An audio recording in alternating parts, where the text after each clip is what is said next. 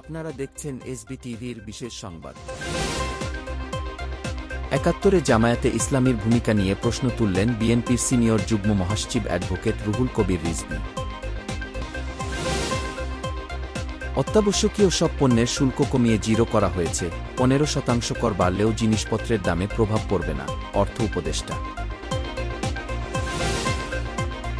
চিন্ময় কৃষ্ণ দাসের জামিন আবেদন নামঞ্জুর করেছেন আদালত, উচ্চ আদালতে যাওয়ার ঘোষণা আইনজীবীদের। গাজার সেফ জোনে বোমাবর্ষণ ইসরায়েলের, 3 শিশুসহ মৃত অন্তত 11 জন। প্রবল ঠান্ডায় পরিস্থিতি আরও জটিল হয়ে উঠেছে।